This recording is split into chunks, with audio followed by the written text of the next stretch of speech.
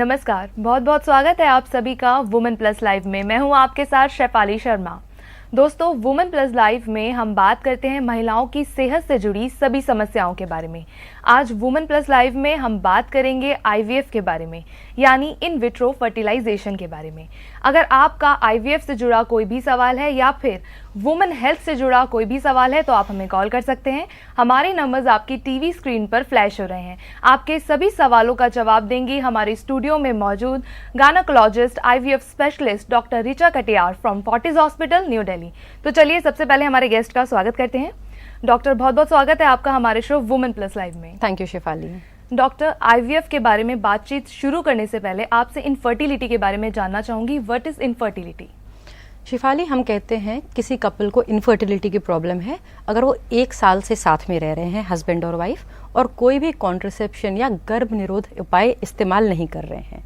1 साल साथ में रहने के बाद भी अगर वाइफ को प्रेगनेंसी नहीं हो रही है तो हम कहते हैं कि इनको इनफर्टिलिटी की प्रॉब्लम है। जी, आपने अभी अभी हमें इनफर्टिलिटी के बारे में बताया कि इनफर्टिलिटी क्या होता है। अब मैं आपसे जानना चाहूंगी, इनफर्टिलिटी को ट्रीट करने के लिए हमारे पास कौन कौन से ट्रीटमेंट ऑप्शन अवेलेबल हैं? शेफाली, इनफर्टिलिटी बहुत विशाल होती है, बहुत सारे कारण होते हैं। पहले ये जानना बहुत ज़रूरी है ऑडियंस को कि इनफर्टिलिटी सिर्फ औरत में नहीं होती। जी। अगर एक हस्बैंड एंड वाइफ को बच्चा नहीं हो रहा है तो 33% चांस है कि हस्बैंड में प्रॉब्लम है, 33% चांस है कि वाइफ में प्रॉब्लम है, और 33% चांस है कि दोनों में ही थोड़ी थोड़ी प्रॉब्लम है।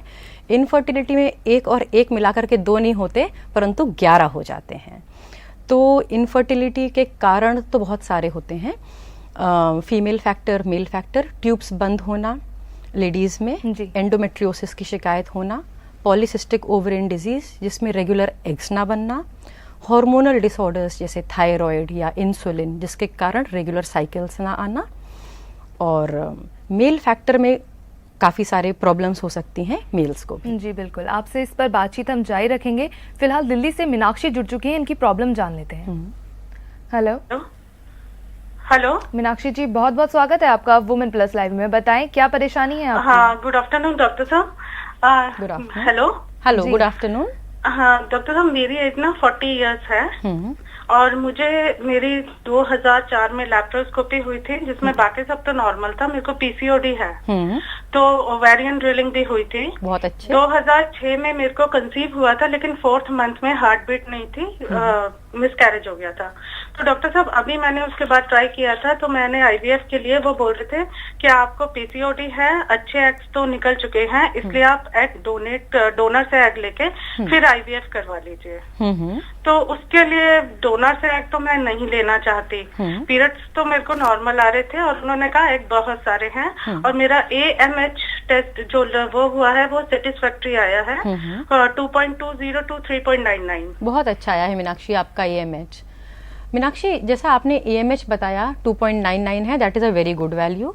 पॉलीसिस्टिक ओवरीज में बॉडी में बहुत सारे एग्स होते हैं। मुझे अभी तो कोई कारण नज़र नहीं आता कि आपको एग डोनेशन IVF कराना चाहिए। आप सेल्फ एग से IVF कराइए, और आप सेल्फ एग से IVF कराइए और आपको ज़रूर प्रेगनेंसी होगी। जी बिल्कुल। एक और कॉलर हमारे साथ जुड़ चुकी हैं दिल्ली से, इनकी प्रॉब्लम भी जान लेते हैं डॉक्टर। हेलो हेलो हेलो क्षमता जी, बताएं क्या प्रॉब्लम है आपकी? एक्चुअली मैं अभी आईवीएफ करवाया है मैंने जी। तो मेरे को ब्लीडिंग प्रिकॉशंस क्या लेने चाहिए इसके लिए? मेरे को ब्लीडिंग हो रही है थोड़ी लाइटली, थोड़ी अच्छा, और फ्लूइड आ रहा है हल्का हल्का। समता, आपका बीटा HCG पॉजिटिव आ गया है? जी हाँ जी, पॉजिटिव है। मेरे को 4.5 महीने की प्रेगनेंसी है। अच्छा, आपकी 4.5 महीने की प्रेगनेंसी है, कॉन्ग्रेचुलेशंस। आपको बहुत सारे एहतियात लेने चाहिए क्योंकि IVF प्रेगनेंसी बहुत प्रेशियस प्रेगनेंसी है। नॉर्मली हम IVF प्रेगनेंसी को सपोर्ट करने के लिए अच्छे से दवाई देते हैं क्योंकि प्रेगनेंसी वीक होने का खतरा होता है। तो आपको प्रोजेस्ट्रोन के इंजेक्शंस लग रहे होंगे और प्रोजेस्ट्रोन के अंदर रखने वाली दवाई भी होगी। इनको आप एकदम रेगुलरली लें और एकदम भी गैप ना करें। इसके अलावा अगर आपको इस समय स्पॉटिंग या ब्लीडिंग हो रही है then you should be on complete bed rest. मतलब सिर्फ तब उठें जब आप खाना खा रहे हैं या आप बाथरूम जा रहे हैं। उसके अलावा आपको आराम करना बेहतर रहेगा जब तक कम से कम 48 घंटे नहीं गुजर जाते और आपकी ब्लीडिंग पूरी तरह बंद नहीं हो जाती। साथ के साथ आप एक अल्ट्रासाउंड ज़रूर कराएं देखने के लिए कि अंदर बच्चा पूरी तरह स्वस्थ है कि नहीं है।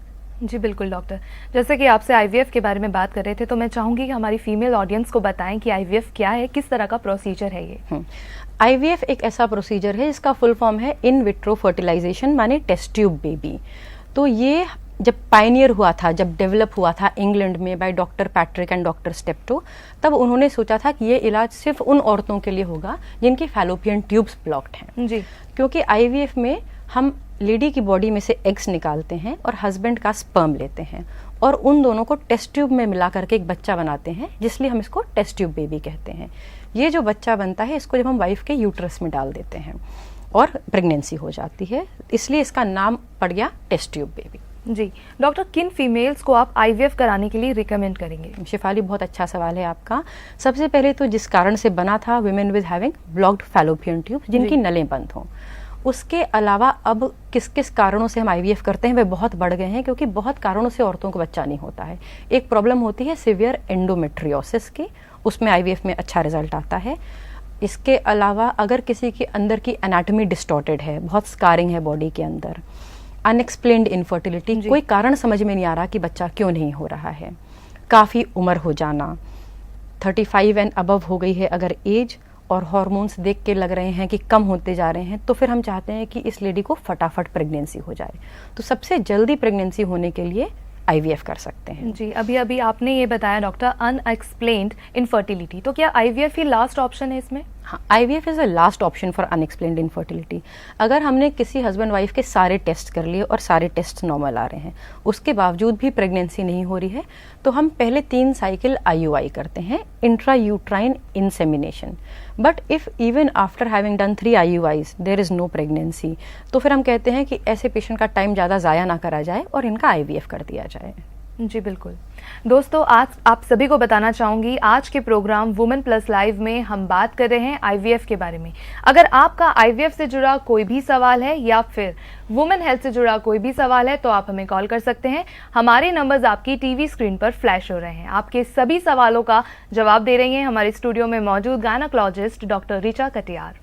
डॉक्टर, अभी अभी आपने हमें बताया अनएक्सप्लेन इनफर्टिलिटी में आईवीएफ लास्ट ऑप्शन है। अब आपसे जानना चाहूँगी आईवीएफ किस तरह का प्रोसीजर है, इसके बारे में बताइए, ट्रीटमेंट किस तरह से किया जाता है? देखिए, पहली बात तो समझना ज़रूरी है कि आईवीएफ थोड़ा सा लंबा प्रोसीजर है जी। और अगर इलाज आराम से ना करा जाए, जल्दीबाजी में करा जाए, तो कभी हमें सक्सेस हाथ नहीं लगती। तो आप ये मान के चलिए, पहले मैं थोड़ी सी आपको एनाटॉमी समझाऊंगी। विमेन्स रिप्रोडक्टिव सिस्टम के बारे में, एक यूट्रस होता है और यूट्रस के दोनों साइड 2 ओवरीज होती हैं। जी।